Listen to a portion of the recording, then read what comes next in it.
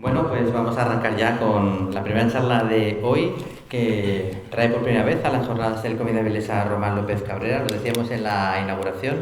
Es un autor que llevamos siguiendo y leyendo mucho tiempo y que dábamos en cierta manera por hecho de que ya habría estado alguna vez o por su cuenta, porque lo habíamos traído para alguna mesa redonda o alguna cosa, y de repente nos dimos cuenta que no, y dijimos, pero esto no puede ser. Además, en paralelo, resultó que este año pues hemos estado bastante más en contacto por algo que os iremos desvelando al final de la charla y que tiene que ver con el próximo proyecto, que en poco menos de un mes debería ya estar publicado, circulando, y esperemos haciéndoos disfrutar mucho. Y como es la primera vez que está, y como solemos hacer, dedicamos tu primera visita a hacer un pequeño recorrido, a conocerte un poco más, a ver de dónde vienes, qué has hecho, a dónde vas. Y luego ya en las siguientes ocasiones pues ya continuamos a partir del punto donde lo hemos dejado, en el caso de que nos recordemos dónde lo habíamos dejado la última vez, si no lo más aproximadamente posible. Luego incidiré en esto. A mí siempre me has parecido más un narrador, un contador de historias que circunstancialmente se las dibuja de vez en cuando, que un dibujante que de cuando en cuando pues escribe sus guiones. A mí me parece sobre todo un narrador, lo cual no debe sorprender a poco que buceas y se sepa pues que tienes novelas publicadas, poemarios, y que eres multidisciplinar. También has hecho de cantautor, has trabajado de batería en varias bandas. De hecho, la parte de la poesía y la parte de la música, profesional o semiprofesionalmente, llegaron a nosotros antes que tus primeros cómics. Pero el cómic ya estaba ahí antes en tu educación sentimental que la música y que la poesía, ¿o también llegó después? Bueno, antes de nada, lo de siempre. Gracias por, por invitarme y por tratarme tan bien. Yo, desde que tengo uso de razón, siempre he dibujado y siempre he dibujado cómics y siempre me han apasionado, aunque nunca he tenido mucha facilidad para comprar cómics y demás. Donde yo vivía en un pueblo muy pequeño que se llama Jacarilla y yo no tenía mucha opción de comprar cómics, entonces nunca pude desarrollar del todo esa afición, aunque siempre me encantaron los cómics y siempre he dibujado desde pequeño. Pero durante la adolescencia ya me descubrí la escritura y empecé pues, a escribir canciones y a escribir poemas. Lo de los poemas fue una obsesión, llegaba a escribir varios al día, era prácticamente un diario, y más en esa época de adolescente en la que piensas que no te quiere nadie y estás penando y llorando todo el día. Y que se liga más con la poesía, Eso ¿piensas? también ha pasado, no lo voy a negar. Y entonces me centré durante esos años, los primeros años de universidad, durante bachiller y demás, en eso, en escribir poesía. Empecé con la banda con la que estaba a tocar la batería y demás, pero ya fue en 2010, estando en tercero de Bellas Artes, cuando ya descubrí que sí que había mecanismos por los que meterse un poco en el mundillo del cómic, y cuando vi que eso era posible, que no era una utopía, o que no tenías que irte a Estados Unidos para trabajar en Marvel, o que no tenías que hacer cosas así de locas, ya decidí que quería dedicarme a esto y me centré del todo en eso. He seguido siempre haciendo otras cosas porque no puedo evitarlo. Yo mismo me aburro y necesito explorar otras cosas, pero sí, desde entonces me he centrado sobre todo en eso. Y esas primeras lecturas que te hicieron disfrutar, y esas primeras que te hicieron pensar, yo creo que también puedo hacer esto, o que también quiero hacer esto. Pues lo tengo muy localizado. Como decía, yo en la adolescencia, venía de tener olvidado el cómic. Y claro, cuando yo estaba con el tema de la poesía, de no sé qué, y supongo que por eso a lo mejor me creía un poco más elevado y ya tenía esa, incluso yo, a mí, que aún así me gustaban los superhéroes y demás, tenía esa concepción de que el cómic son puñetazos y explosiones y poco más. Bueno, épocas tontas que hemos tenido todos. Y en 2008, así, 2007, descubrí la peli de V de Vendetta, porque me la recomendaron, porque sabían que yo era muy, muy rojillo, y me voló la cabeza esa película. Entonces me obsesionó. Llegó un momento en que me leí el cómic y eso sí que me terminó de volar la cabeza. Y ese cómic fue el que me trajo de vuelta las ganas de hacer cómics. Aún faltarían un par de años o así para que yo decidiera ya de forma definitiva que quería dedicarme a eso, pero ese cómic, el V de Vendetta de Alan Moore y David Lloyd fue el que me devolvió al redil, digamos. Sí. Bueno, a mí me resulta bastante curioso, ¿no? Esa dualidad, por un lado, pues, no sé, el poeta, cantautor, un poco torturado, pero luego el chico guay de la batería, ¿no? O sea, un poco... Pero ahora vamos a pasar la época de Bellas Artes. En el cómic, que es uno de los campos artísticos en los que, como muchos, ¿no? Pero que hay un porcentaje muy alto de gente autodidacta, por aquí lo comentamos con frecuencia, porque casi se pueden hacer dos grupos muy diferenciados. Están los que dicen, bueno, pues sí, yo me apunté a Bellas Artes y es verdad, algunas herramientas me dio y aprendí, pero en realidad a mí para hacer cómic, o en realidad casi me quitan las ganas. Y otra gente que no, que está convencida de que ha sido, pues eso, lo mejor que le ha pasado en su carrera como autor de cómic, me refiero, ¿no? Claro. ¿Tú hacia qué grupo caerías más? Pues lo comentaba esta mañana, porque ha sido la única pregunta que nos han hecho en la rueda de prensa. A mí me sirvió la carrera de Bellas Artes para decidir lo que quería hacer. Cuando yo entré en Bellas Artes tenía muchas cosas que me gustaban, incluso pintar cuadros, y yo pensaba que de lo que acabara trabajando, mientras fuera dentro del espectro de cosas que me gustaban, pues que estaba bien. Pero en segundo de carrera ya tuve claro, a finales de segundo, tuve claro que no quería volver a pintar un cuadro en mi vida. Y en tercero, gracias a una asignatura que se llamaba Ilustración, que dábamos un poco de todo, dábamos narrativa de todo tipo, de cine, storyboard, hacíamos cuento, hacíamos cómic, hacíamos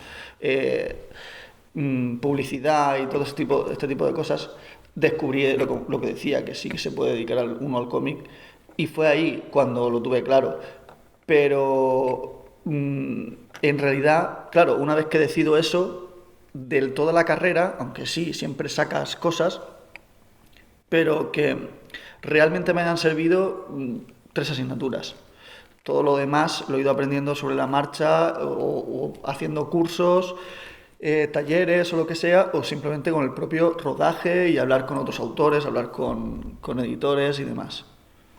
Y bueno, luego ya un poco después, después de tomar esa decisión, llega la que nosotros conocemos o vemos como tu primera obra, que estamos viendo ahora en la imagen, que es Miguel Hernández, un personaje al que volverías años después, que La Fontana Eterna en este caso, ¿no? Cuéntanos cómo llegas a este proyecto, hasta qué punto pues eras tú ya seguidor de la obra de Miguel Hernández, y cómo es ese momento en el que por fin tomaste la decisión de yo quiero dedicarme a esto y ya tienes en tus manos el primer artefacto, ¿no? Sí. Salido de ese empeño. Sí, esa es mi tercera obra. Yo primero hice una autoedición en catalán sobre la fiesta de Reus, donde acababa de aterrizar allí prácticamente, y luego hice un cómic que me encargaron en un ayuntamiento, pero que también lo saqué con el ayuntamiento de Orihuela, fue una cosa mía.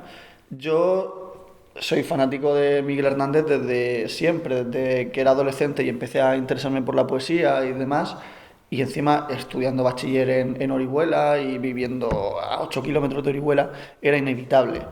Y me apasionaba Miguel Hernández y quería hacer un cómic sobre Miguel, pero no me atrevía. En aquel momento yo sabía que estaba empezando y le tenía mucho respeto a la biografía de Miguel, como para hacer precisamente eso, una biografía. No me atreví a hacer eso. Este cómic es una cosa rara, son varios capítulos y cada uno con el nombre de algún poema o de algún texto de Miguel, y lo que hace es que a través de historias de gente anónima, contemporánea, pues no sé, creo que había un jubilado en una manifestación, no sé, un poco de todo, en algún punto de la historia, que eran historias cortas, eran capítulos cortos, pues en ese momento de su vida daba con un poema de Miguel o con algo que hacía un poco una resonancia entre el momento que estaba viviendo esa persona y la historia y el poema de Miguel, ¿no? Entonces íbamos hacía ahí un juego de espejos en el que a raíz de ahí pues iba a contar la escena de la vida de Miguel que tuviera relación con ese poema o lo que sea. Y lo estuve moviendo por algunas editoriales, pero no cuajó hasta que al final lo sacó el Ayuntamiento de Orihuela.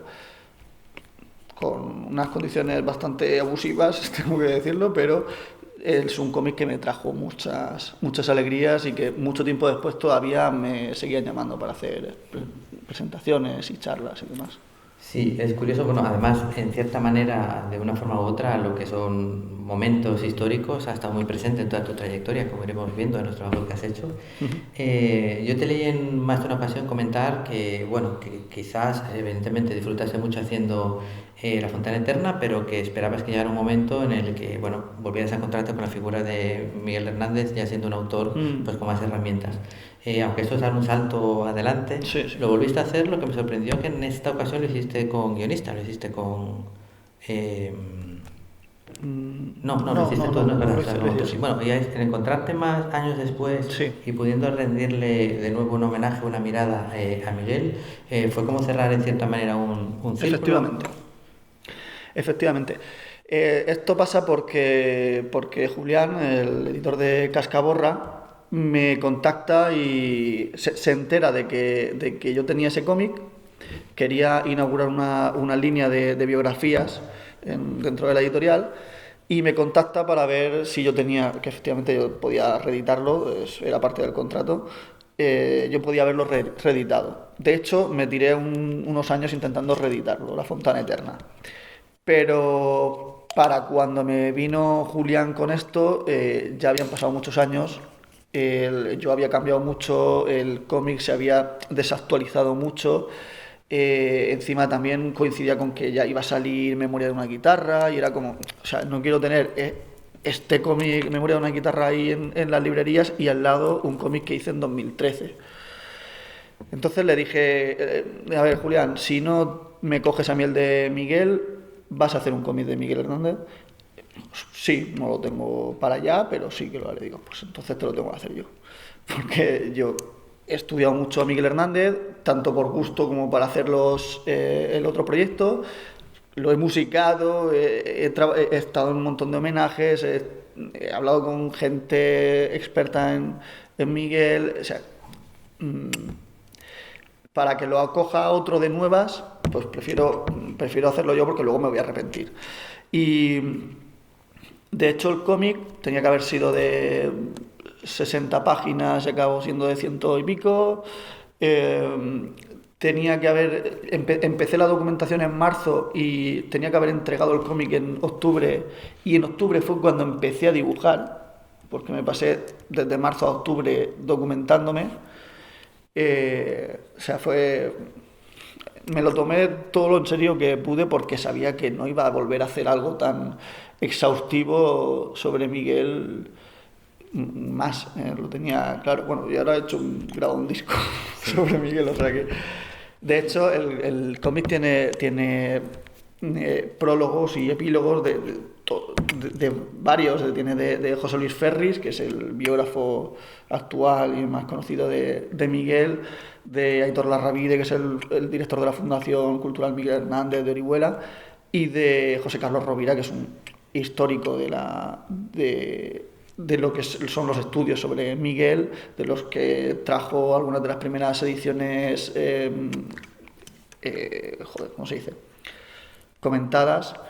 Y claro, sabía que iba a ser mi despedida, así que directamente aproveché y metí a todos mis amigos ahí, no sé qué, quería despedirme por todo lo alto.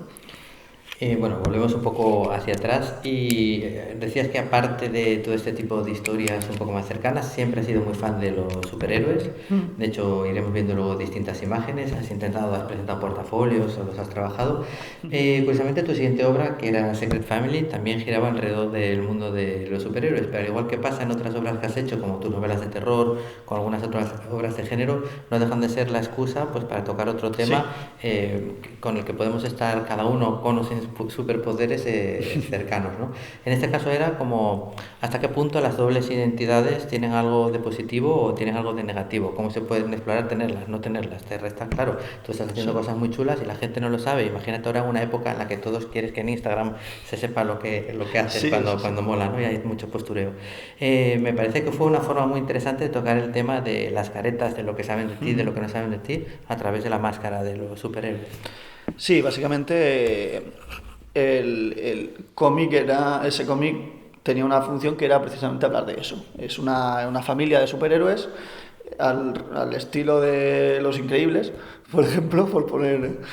Y, y bueno, básicamente es eso, el hablar de ese tipo de dicotomías, ¿no? De pues unos miembros quieren contárselo aunque sea su novio, la hija se lo quiere contar a su novio, el resto de la familia intenta que no lo haga, al final el no contarlo trae problemas y el contarlo trae otro, o sea, era un poco eso, entrar en ese debate, ¿no? Y bueno, volveremos a los superhéroes, volveremos a usarlos para contar otras cosas, pero antes mencionaba que a lo largo de los años, probablemente porque los editores por los que has ido pasando han ido viendo en el estilo realista que tenías, en tu interés por distintos momentos de nuestra historia, como un filón para encargarte distintos trabajos que contaran, vamos a ir viendo imágenes, pero para no hablar de todos ellos, ¿de cuáles estás más orgulloso? ¿Cuáles crees que has podido poner más de ti, que no sea solo una especie de documental, sino contar una especie de visión más personal? ¿Cuál te gusta más de todas estas visitas que has hecho a la historia?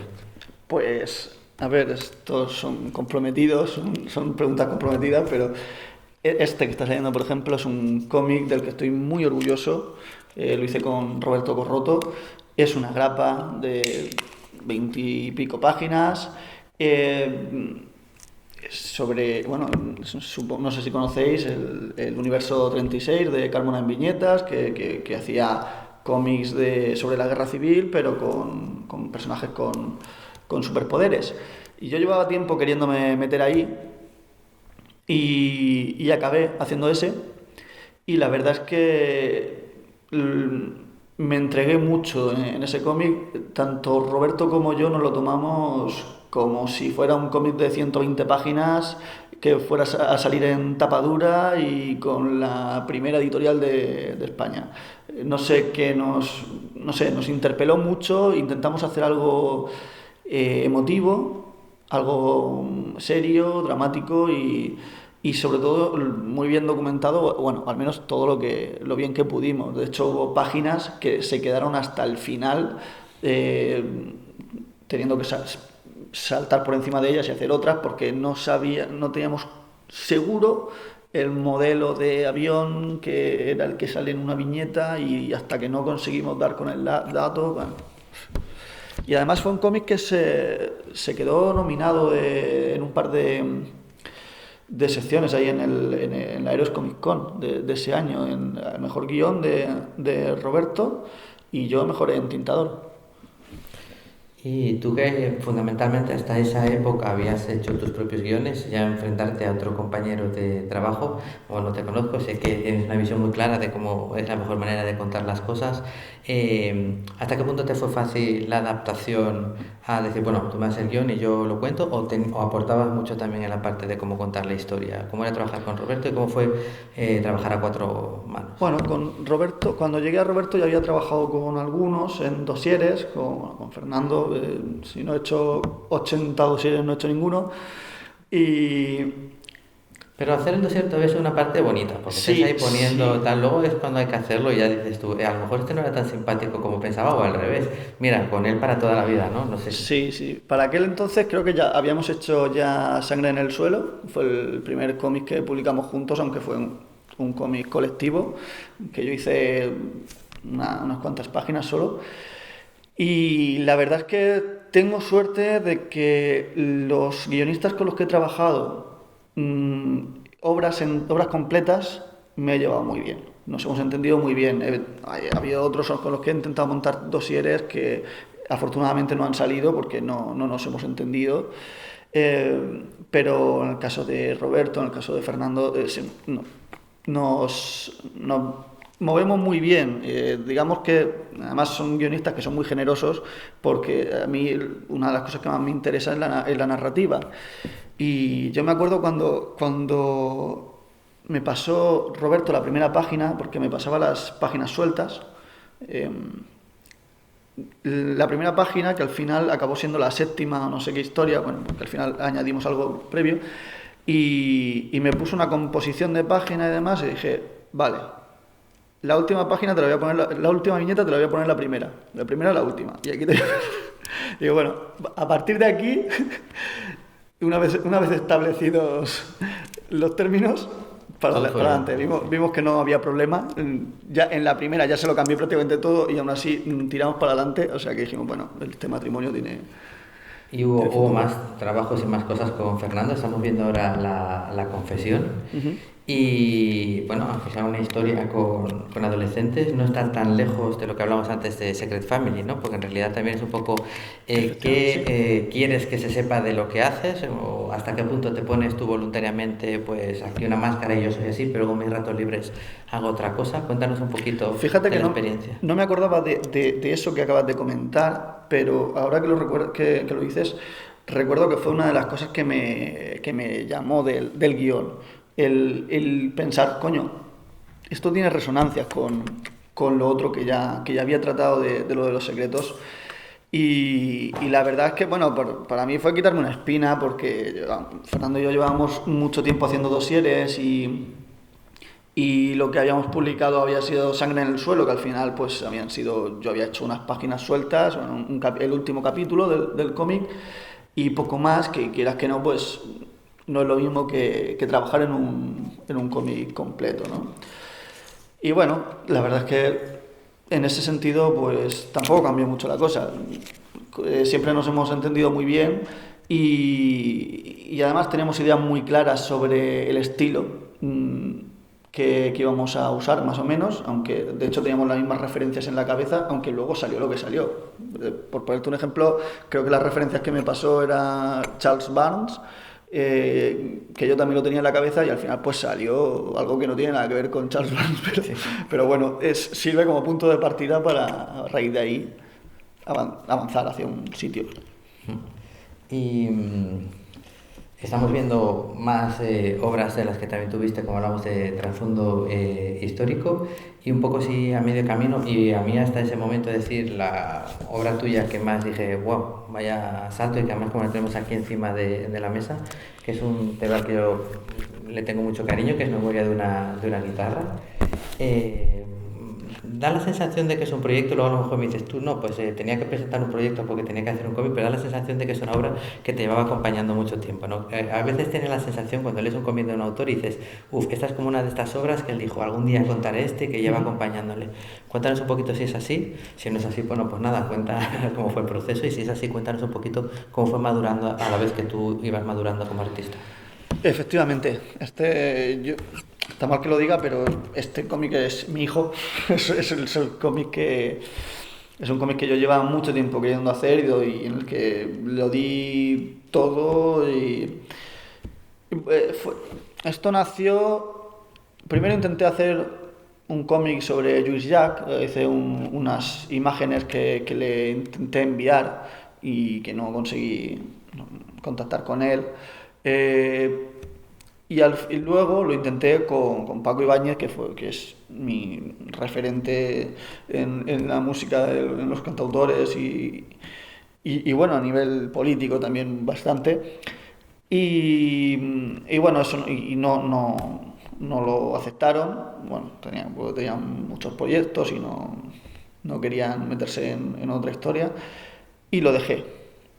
Pero me quedé con eso mucho tiempo hasta que empecé a pensar en hacer lo que acabé haciendo, un trasunto de muchos cantautores que al final me salió mejor porque porque eso me permitía hablar de muchas historias, no solo ascribirme a la biografía de un cantautor concreto.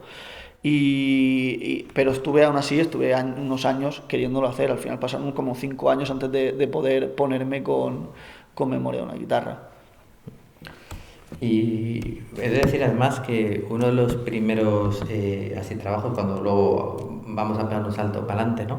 Luego hablaremos de Malos Tragos, pero uno de los momentos en los que estaba buscando la estética de un dibujante, unas páginas que me mandó precisamente Fernando eran las de la historia de una memoria de una guitarra, y dice, coño, el de Memoria de una guitarra. Digo, pues sí que, y mira, luego al final hablaremos de que a dónde también nos teletransportó, ¿no? Y una vez ya contaste la historia, que como nos acabas de decir en un principio, no era la idea inicial, ¿no? Sino que acabas haciendo un trasunto de un montón de personajes para contar un montón de historias. ¿Tienes la sensación de que ahí la casualidad o el destino fue bueno contigo y acabó mejorando la idea inicial que tenías del proyecto? Sí. Hombre, me hubiera encantado hacer un cómic de Paco Ibáñez, también te lo digo. Pero creo que al final la cosa fue para mejor. Yo creo que esto era aún mejor idea que hacer un cómic sobre Paco Ibáñez o sobre cualquier otro cantautor. Y bueno, es un cómic que bueno, yo eso lo hice lo mejor posible, que la verdad es que me documenté también mucho, aunque mucha información ya la traía de casa, porque bueno, yo soy fanático de los cantautores desde la adolescencia, y de hecho le debo, yo sé, si me acerqué a la poesía no fue por la poesía, sino por Jules Jacques y toda esta gente. O sea que incluso le debo a los cantautores eso. Y aparte, por supuesto, el ahora hacer de vez en cuando de cantautor.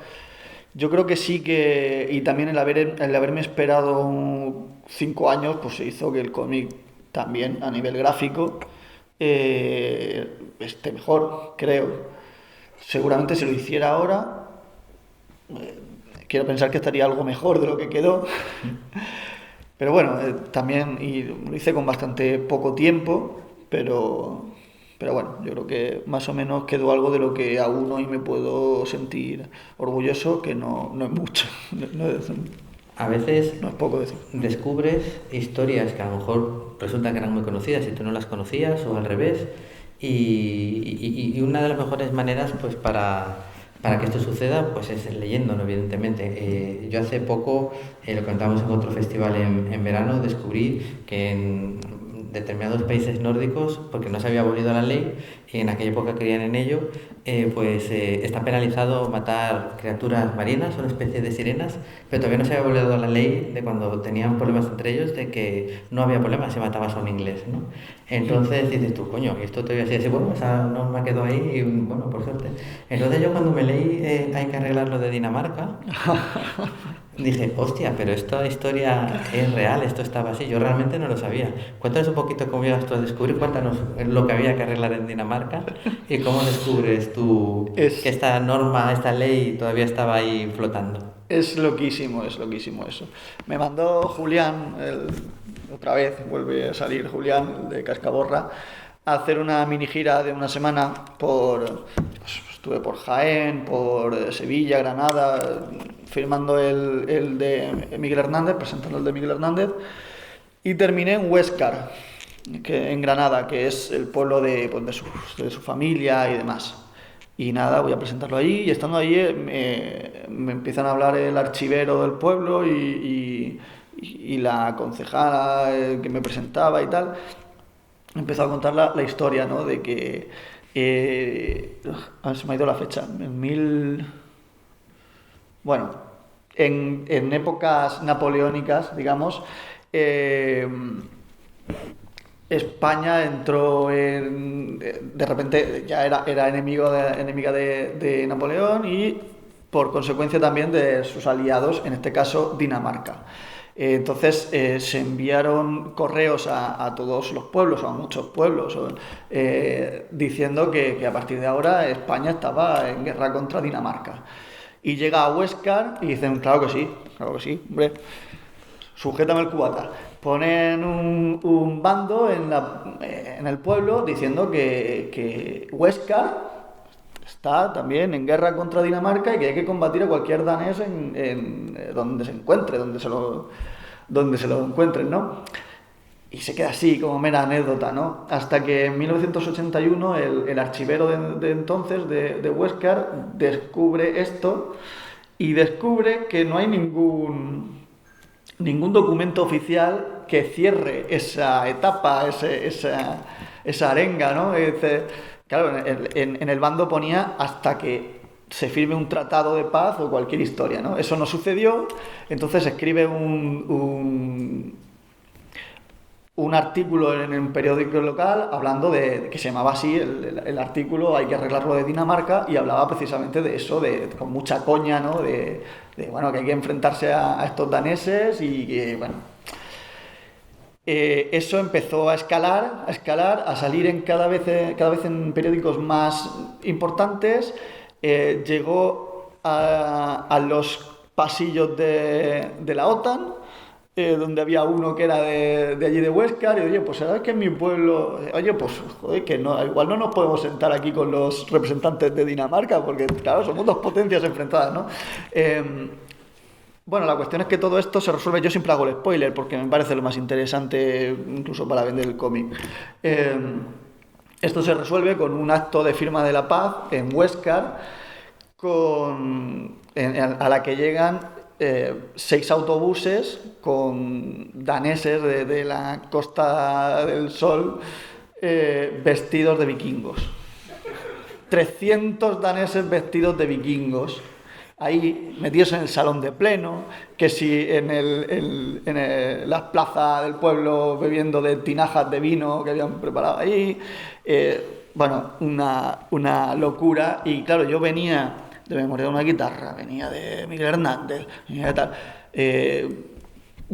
no sé si de Vallecas, sí, de Vallecas, sí, venía de Vallecas, y era como, hostia, sí, necesito algo que me aligere, que me cambie un poco el tono, ¿no?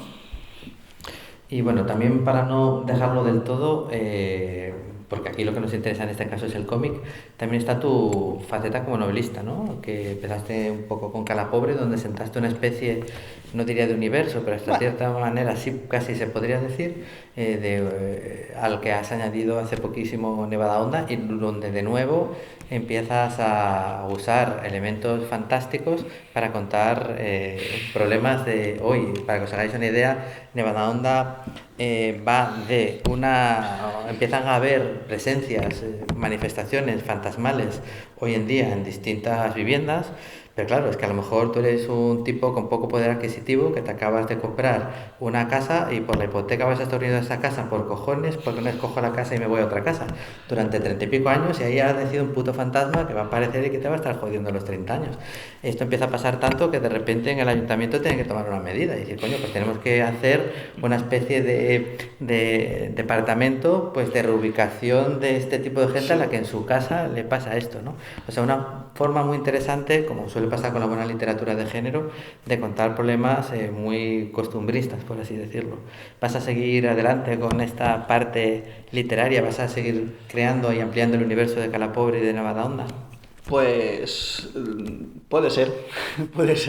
Yo escribí Calapobre en 2020 porque ya llevaba unos meses que me apetecía mucho escribir y que en cuanto terminé el cómic que estaba haciendo en ese momento, bueno, Memoria de una guitarra fue, empecé a escribir. Claro, salieron una novela de 500 páginas, me quedé satisfecho, me quedé lleno. Y tardé 2 años en que me apeteciera escribir otro, que fue cuando salió Nevada Onda. Eso fue hace ya otros 2 años, pero bueno, todavía no me he vaciado del todo, así que a lo mejor el año que viene me pongo a escribir otra que seguramente también irá un poco en la línea. Y a lo mejor ya la última que hago de eso antes de cambiar a otros géneros por desintoxicarme, pero no descarto, alguna idea tengo. Y bueno, sigues haciendo portafolios de cuando en cuando, ¿no? Como para Estados Unidos. Lo he retomado ahora, nada más terminar Malos Tragos. Me he hecho 3 portfolios de entintador a probar, me apetece probar con el entintado, que he enviado a Marvel, a DC y a Dark Horse. De hecho, me los he traído. y bueno, quiero hacer 2 o 3 más. No sé si para, IDV a lo mejor, Image, Valiant, algo así. Pero vamos, por probar. Seguramente dentro de un mes o así empiece a ponerme a pensar en cuál va a ser mi siguiente proyecto aquí en España y me ponga con eso. Bueno, vamos a hablar ya de uno de tus últimos proyectos que no habíamos tocado, aunque hemos dejado algunos en el tintero, y del próximo que vamos a ver. Yo quería que nos hablaras de Vallecas, los años del barro, ¿no? Una historia autoconclusiva, pero a la que habéis vuelto recientemente, que tampoco es algo que te suceda mucho, ¿no? Lo de retomar el universo, es la primera vez. Entonces cuéntanos hasta qué punto, por qué crees que ha sido tan... no sé, te has vinculado tanto como para decidir volver, porque sé que te gusta mucho no encadenar proyectos muy parecidos. No, nunca he tenido la oportunidad tampoco, pero sí que es verdad que siempre me ha gustado hacer cosas cerradas. Por ejemplo, con Secret Family me decían mucho que por qué no hacía una segunda parte. Incluso con Mad Market, que acaba de salir, perdón, también me lo llegaron a decir. Pero no, incluso con Memoria de una guitarra también me lo han dicho de una segunda parte, pero son historias que yo he concebido de principio a fin y no me veo haciendo una segunda parte, a no ser que se me ocurra una idea. Con Vallecas fue una cosa muy loca también, porque yo le mandé Memoria de una guitarra a Ismael Serrano. Ismael Serrano hizo un hilo de Twitter alabando el cómic y dejándolo por las nubes.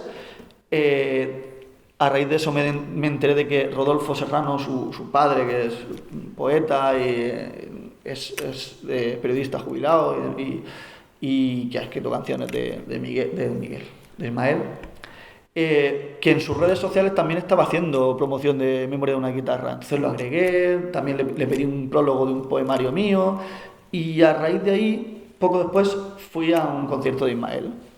Me dejaron pasar después a hablar con él. Le dije, mira, que soy el de Memoria de una guitarra.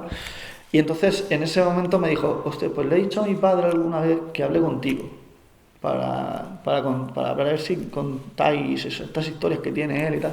Y unos días después tenía en el correo el guión o algo parecido, porque eran cosas que él había ido escribiendo para sí, que no había desarrollado mucho.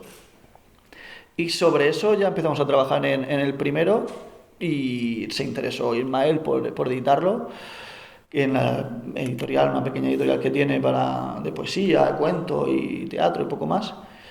Hicimos ese y claro, mientras hacíamos la primera parte, Rodolfo me decía, bueno, si va bien, ya haremos una segunda. Pero claro, él no las tenía todas consigo, porque sí, sabíamos que estando Ismael de por medio, pues se iba a vender bien, pero aún así pues pensábamos que iba a ser un cómic muy local, muy para gente que hubiera vivido ahí, en Vallecas, en Palomeras Bajas y poco más. Pero, claro, decía eso, si va bien, pero claro, si va bien, en mi mundo es échale 6-7 meses para ver para ver cómo han ido las ventas, para ver si ha funcionado y entonces tal. Pero lo que no esperábamos era que al mes de salir el cómic estuviera preparando la segunda tirada y ahora acabo de hacer la quinta. O sea que la cosa ha ido muy bien. Y las pocas sesiones de firmas que he hecho un par con una presentación del primero que hicimos en Vallecas con Ismael y con Rodolfo, y si no firmé 80 ejemplares, no firmé ninguno. Y en la Feria del Libro de este año, con Rodolfo, pues si no fueron 30 o 40, bueno, 30 o por ahí, yo creo que sí.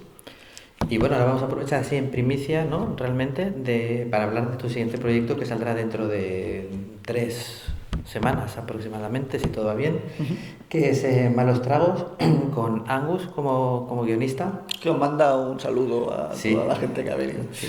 Ya me ha dicho que os salude. Así que es un proyecto que parecía maldito. Él ya había abandonado prácticamente toda esperanza de que viera la luz y yo seguía manteniendo el total y absoluto empeño de demostrar que se equivocaba, y al final él está súper contento de que yo tuviera razón, y en gran medida es por tu entrada en el proyecto, ¿no?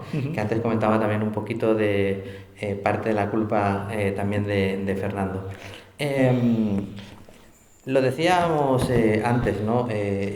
Hoy en la radio hablando con Fernando, dentro de lo que es la ficción histórica, siempre lo hemos hablado muchas veces, también se hablaba en la Semana Negra, en tertulias muy grandes, no tiene que haber más límite que el que tenga el guionista en este caso, ¿no? Y de ser fidedigno no hacer cierto tipo de trampas y en todo caso explicárselas al lector. No es un ensayo, no es un documental, no deja de ser ficción histórica. Y en España yo siempre he encontrado que quitando aquello de la huella del crimen, hemos mirado ahora con la época del true crime, parece que un poco más, pero un poco de soslayo, como que no ha existido, como que está escondido bajo la nevera, la pelusa de nuestra historia negra, ¿no? Y yo quería tener acercamientos a esos momentos que también se conocieran, pero de alguna forma significativa y construidas desde el guión. Así que cuando Angus me dijo que tenía una historia que giraba alrededor del arropiero, el mayor asesino en serie, ¿no?, de la historia de España, y que no era un documental ni contaba la vida del tipo, sino que era ver cómo había afectado al pueblo de donde había venido, con un montaje más o menos teatral, pues de saber que tú le has dado clase, que tú has jugado con él, que tú decías, este es el tío más guay que he conocido nunca, o qué sé yo, ¿no? Me parecía una cosa muy interesante, pero sabíamos que para el dibujante iba a ser un reto, porque claro, era hacer personas sentadas hablando la mayor parte del tiempo y contar eso de una forma que no fuera ni repetitivo ni aburrido. Y yo creo y estoy convencido, y lo digo aquí, te lo digo aquí, que creo que todavía no te lo había dicho, aunque sabes que estaba muy, muy contento, que no creo que hubiéramos podido tener elección mejor a la hora de contar cómo contar esta historia. Y sé que Angus también lo piensa. Entonces, cuéntanos un poquito, cuando tú recibes ese guión y dices, hostia, siguen hablando.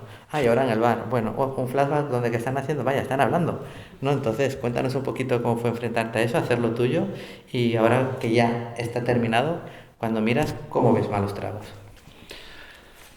Pues yo creo que lo que más, aparte de la ocasión de trabajar con Angus, que ya, bueno, Fernando me venía hablando de Angus y de su obra, me venía hablando muy bien de él ya hacía tiempo. Aparte de la ocasión de trabajar con él, pues claro, lo que más me llama la atención es precisamente pues lo que hace particular al cómic, que no sea un cómic sobre el arropiero, que no sea una biografía o un cómic documental, como decías, sobre los crímenes del arropiero y cómo va creciendo y se va convirtiendo en lo que es, ni siquiera de un investigador que va... No es nada de eso, que es lo que se podría esperar y que, ojo, estaría perfecto, que no, una cosa no va reñida con la otra, pero en este caso lo que me llamó la atención fue precisamente eso, que el cómic va de un bar y de parroquianos del bar que van recibiendo con los periódicos o con las noticias que se van contando, van recibiendo pues las noticias de que si han detenido al arropiero, que si ahora lo van a llevar en avión a no sé dónde para que indique dónde asesinó a no sé quién y dónde asesinó a no sé cuánto, que por qué a él le llevan en avión, y bueno, todo ese tipo de cosas, ¿no? Y cómo, lo que decías, cómo va eso trastocando un poco los ánimos del pueblo, ¿no? Que al final se ve manchado su nombre por esta etiqueta del pueblo del mayor asesino de España. Pero bueno, al fin y al cabo también es una excusa para ir metiendo otras cosas, por ejemplo, pues lo típico de los pueblos cerrados, encima de una etapa del tardofranquismo, en el que, bueno, pues que hay rencillas, hay rencores y la gente pues tiene sus inquinas, ¿no?, entre ellos. Y creo que al final lo interesante del cómic no es el arropiero, no es, creo que al final es una mera excusa, sino que es el desarrollo de personajes y la puesta en escena de simplemente una puesta en escena prácticamente teatral, como decías, y casi me lo vendió Angus. Evidentemente, sí es un reto hacer un cómic así, porque de entrada es aburrido. El entorno casi siempre es el mismo, las posiciones son casi las mismas, los planos que te da para jugar, el que casi todo se desarrolle a un lado u otro de una barra de bar, tampoco son muchos, y ha sido un reto primero el intentar que todo eso sea interesante, que no sea monótono y aburrido.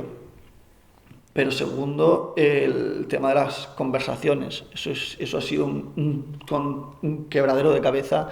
El preparar, pensar previamente a cada escena, a cada capítulo, ver quién va a hablar, en qué orden y todo eso, para colocar los planos o colocarlos a ellos en un lado u otro de la barra, para asegurarme que luego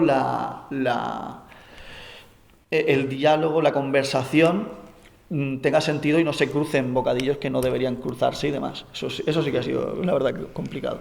Bueno, pues así nos hemos pasado un par de minutos. Perdón. No, hemos dejado a la gente con ganas de más, y yo creo que hemos hecho bien. Pues estoy seguro que Malos Tragos va a ser uno de los tebeos fuertes, porque el guión de Angus es buenísimo y porque lo has convertido en algo tremendamente entretenido, con soluciones gráficas, creo, muy muy brillantes, y que estoy seguro que la gente va a disfrutar mucho leyéndolo, pero eso ya será de dentro de 3 semanas en adelante. Donde hemos también disfrutado mucho es de tenerte aquí por primera vez, de ir repasando un poco tu trayectoria. Ya continuaremos a partir de aquí en tu próxima visita, y mientras tanto te vamos a despedir como solemos hacer siempre aquí en las jornadas, con un muy fuerte aplauso. Muchas gracias. Gracias.